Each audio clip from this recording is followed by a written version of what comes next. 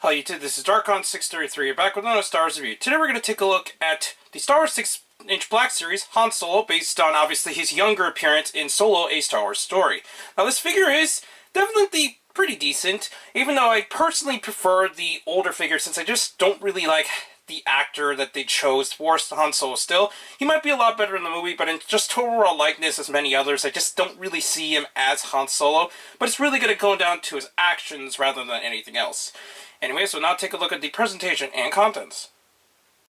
So, as usual, we're going to take a look at the box. The box has just your typical style of the 6-inch Black Series design. It is the same red box as normal. We have a picture of Han Solo there. He is number 62 of the releases, and we do have a bio on the back as normal. Other than that, in terms of overall content, all you're going to get is his signature blaster. Now, because of that, it's definitely not the most, let's say, unique figure out there, but it still represents the character well enough, so I give it a 5 out of 5. So, I'll go on from there. And now we're going to take a look at the features, which needs articulation, etc. Before anything else, I'm probably going to botch his name, but this is a pretty good likeness of Alden Ehrenreich, I think his last name was. I'm not quite sure exactly, since I'm not too familiar with the actor in general, but it's definitely a good head sculpt for the character, so I give it that. He does have a standard ball joint with no hindrance, since there's no other large pieces getting in the way. He has swivel hinges at the shoulders, with good range of movement outward, swivel hinges at the elbows, swivel hinges at the wrists, fully jointed waist, although it doesn't really move forward and back all too much.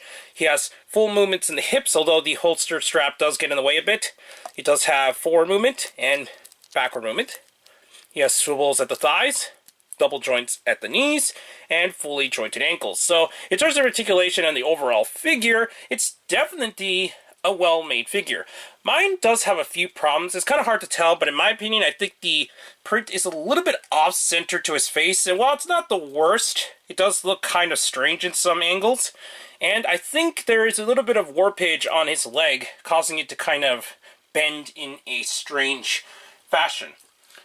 Obviously, since it is Han Solo, he does include his signature blaster, which can actually be placed in the holster strap on his hip as normal, so this is something not really too different compared to other Han Solo figures so far, but it is still an option, so we're just gonna leave it there. And from there, I give this a 5 out of 5, just because it's still a very nice figure overall. Once again, for the price, because it does have the face prick technology, and even though it does not have as many accessories as some other figures do, I still give this a 5 out of 5, just because it does represent the character well enough, at least in terms of how he looks in the movie, and the articulation is still very good up to the standard of the 6-inch Black Series scale. And here's a comparison with the solo version of Han Solo next to, obviously, his other stages of his life. The original trilogy one is definitely the best out of the three, even though in my personal copy, the paint job was definitely not the best. The eye paint is definitely a little bit off-centered.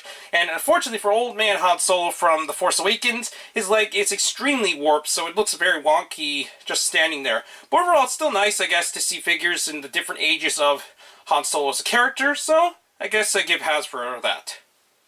And here is Solo next to the Solo Star Wars Stories version of Chewbacca. I think they look very nice together, and it's nice that we have several of the cast already in the first wave of the 6-inch Black Series for the new film. And I really do need to end up finding a Lando in order to finish at least the main 3 male casts that we've gotten so far.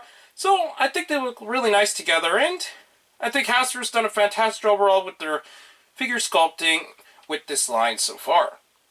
So that concludes my review for the 6-inch Black Series Han Solo based on his appearance from Solo Star Wars Story.